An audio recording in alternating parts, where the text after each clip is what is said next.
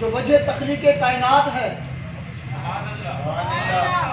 جن کے شان کا اندازہ اس بات سے لگائیں کہ رب الا اس ذات کو، اس شخص کو جہنم کی آگ سے بھی دور کر دیتا ہے جس کی نسبت میرے سرکار کے ساتھ ہو جاتی ہے۔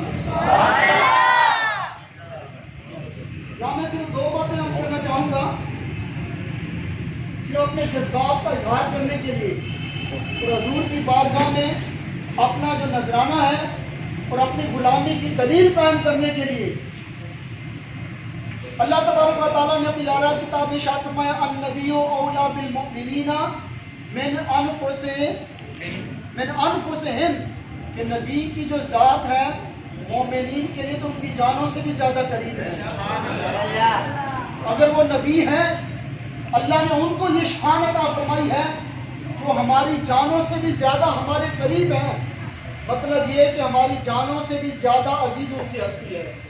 ہمارا ایمان تب تک کامل نہیں ہو سکتا جب تک ہم نبی کریم صلی اللہ علیہ وسلم کی ذات، آپ کی ناموس کو اپنی جان اور اپنی عزت سے زیادہ محترم نہیں مانتے ہیں۔ اور خود حدیث میں آتا ہے، متعدد محدثین نے اس حدیث کو ذکر فرمایا کہ نبی کریم صلی اللہ علیہ وسلم نے ارشاد فرمایا لا یؤمن احدکم حتی اکون احب الیہ من والدہ وولدہ والناس اجمعین، تم میں سے تب تک کوئی مومن ہی نہیں ہو سکتا، اس کا ایمان مکمل ہی نہیں ہو سکتا جب تک حضور کی ذات کو کائنات کی ہر چیز سے زیادہ محبوب نہیں بنا لیتا۔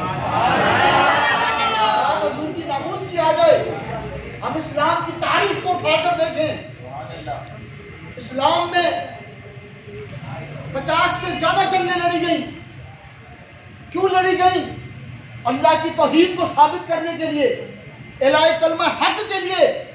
اور ان جنگوں میں 250 کے قریب صحابہ کرام نے اپنی جانوں کا نذرانہ پیش کیا ہے۔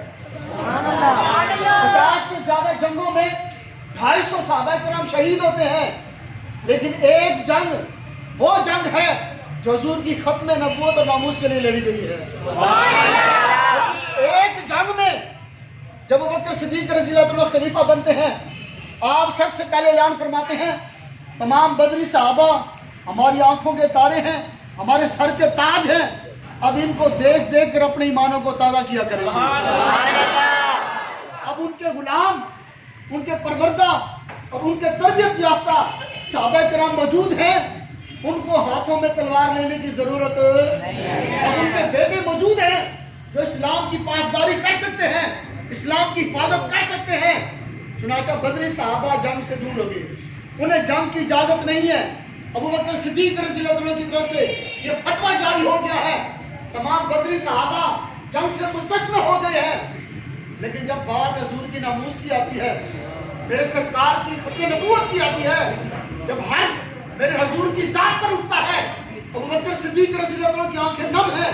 وہ تمام صحابہ کرام کو مخاطب کر کے کہتے ہیں آج کے دن نہ بدری نہ احدی بلکہ مدینے میں 70 سال کے بوڑھے کو بھی اجازت نہیں کہ وہ مدینے میں اپنے گھر کے اندر موجود رہے۔ سبحان اللہ۔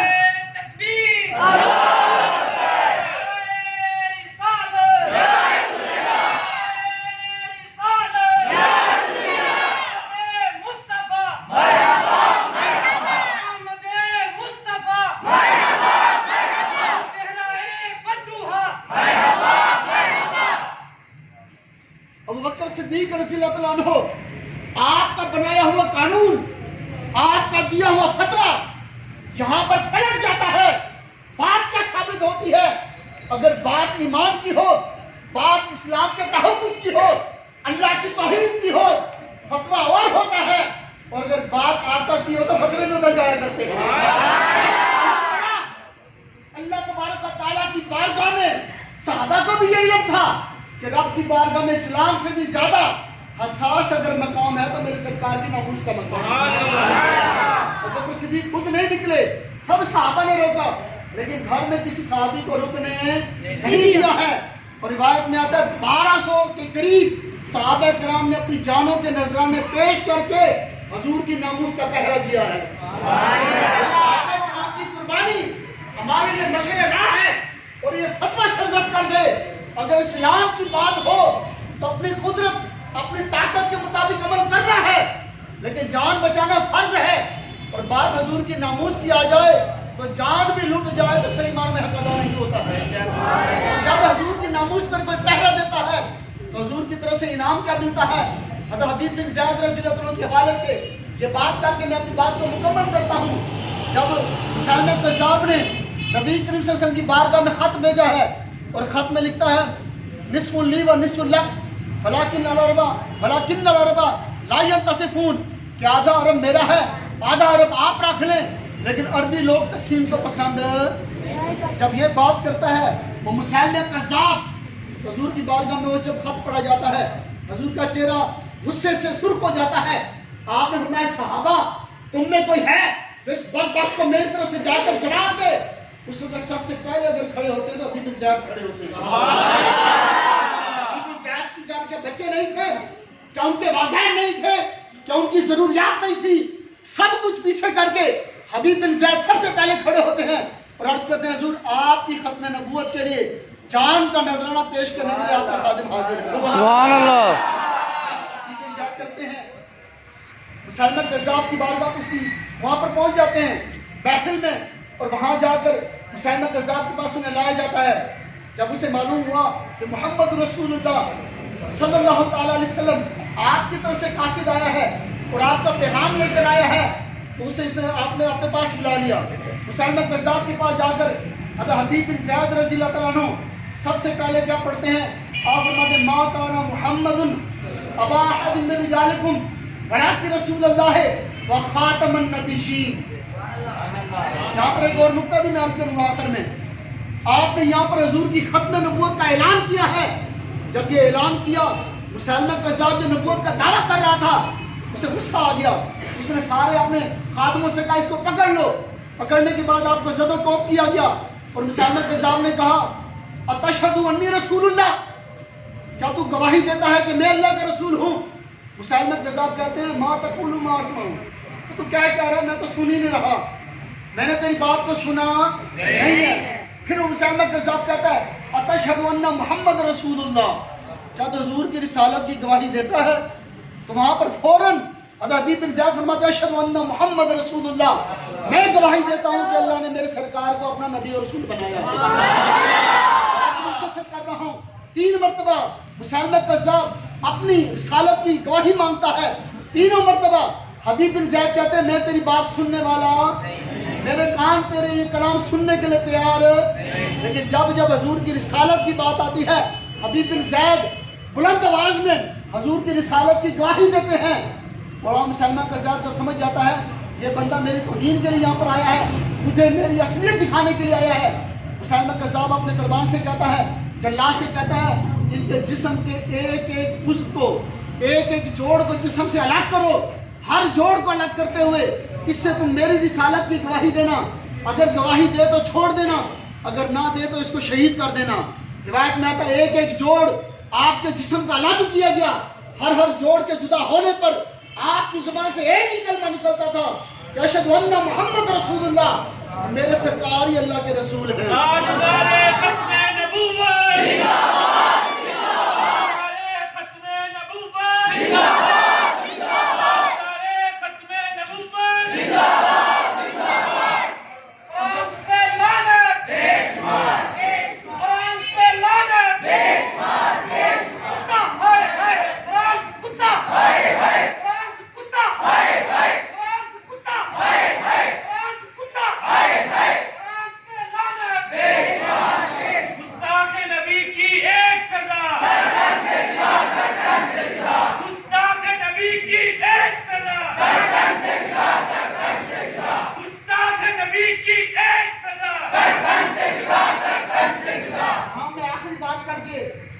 اپنی جگہ لیتا ہوں وہاں پر نبی کریم صلی اللہ علیہ وسلم کو اللہ نے بے شمار صفتیں عطا فرمائی ہیں. بلکہ بعض نے تو یہاں تک لکھا جتنے صفاتی نام میرے رب کے ہیں اتنے ہی نام میرے سرکار کے بھی ہیں. اللہ تبارک و تعالیٰ نے اپنی ذات اور صفات کا مظہر عطم اگر کسی ہستی کو بنایا ہے تو میرے آقا کی ذات ہے. یہاں میں جو بات کرنا چاہتا ہوں اعتراض ہوا تھا انکار کیا گیا تھا تو حضور کی صرف ایک صفت کا حضور کی رسالت کا منکر نہیں تھا نبوت کا منکر بھی نہیں تھا صرف ختم نبوت کے تاج کا منکر تھا. جب بات حضور کی صفت پر آتی ہے صحابہ اپنی جان کی قربانی دیتے ہیں. اور اب تو بات ہمارے حضور کی ذات پر آ گئی ہے. اگر اب بھی سوا ارب کے قریب مسلمان ہونے کے باوجود کفر میں اگر یہ جرت باقی ہے تو ہمارے حضور کی ذات کی توہین کرے, ان کی اہانت کرے, تو یہ ہمارے لیے لمحہ فکریہ ہے. ہمیں اپنے ایمان کی بھی پرواہ کرنی چاہیے. ہمارے ایمان کامل نہیں ہو سکتے جب تک ہم ایک گستاخ کو بھی زمین پر باقی رہنے دیتے ہیں. یہی وجہ ہے کہ امام مالک نے کتنا پیارا فتویٰ عطا فرمایا ہے. آپ فرماتے ہیں کہ لا یبقل امتی, کسی امت کے لیے اس وقت تک بقا رہتی نہیں ہے کہ اس امت کے نبی پر ان کے سامنے گالی دی جائے, ان کی ذات کی توہین کی جائے. اس امتی کو زندہ رہنے کا حق باقی, زندہ رہنے کا حق باقی. ہم لوگ کمزور ہیں, ناتوار ہیں, ہم لوگ مجبور ہیں, لیکن اللہ تبارک و تعالیٰ نے ہمیں ایمان کی دولت عطا کی ہے. جس قدر ہو سکتا ہے ہر پلیٹ فارم پر, ہر جگہ سوشل میڈیا پر, اپنی مجالس میں, اپنے گھروں میں, گلی چوراہوں میں, ہر جگہ پر حضور کی ناموس کے نعرے لگا کر اپنی غلامی کا ثبوت پیش کریں گے. اور خدا کی قسم اس وقت تک ہم پیچھے نہیں ہٹیں گے, چپ نہیں رہیں گے جب تک دنیا میں ایک بھی گستاخ زندہ باقی رہ جائے گا. اور ہم ایک میں صرف بات عرض کروں گا, مشورتاً کفار کو اگر موت ملتی ہے تو دنیا سے ملتی ہے, ان سے دنیا چھین لی جائے جو ان کے لیے موت ہے. آج ہماری غیرت کا تقاضا ہے, ہمارے ایمان کا امتحان ہے. حضور سے اگر محبت کرتے ہیں تو کفار کو کفار کی جتنی بھی مصنوعات ہیں آج ہم یہاں پر کم سات مصنوعات کے ساتھ کر دیں گے انشاءاللہ. دنیا کی ہر چیز چھین لی جائے ہم زندہ رہ سکتے ہیں, لیکن ایک لمحہ بھی اگر حضور کی محبت سے خالی کر دیا جائے تو ہمارے ایمان کی باقی. اللہ کی بارگاہ میں دعا اللہ تعالیٰ ہم سب کو جذبہ ایمانی عطا فرمائے, دشمناس اور تمام کفار کو نیست و نابود فرمائے. امت کے لیے کسی بھی طاقت کو یہ جرأت نہ ہونے دے جو ہمارے حضور کی طرف میلی نظر سے دیکھے. ہمارے لیے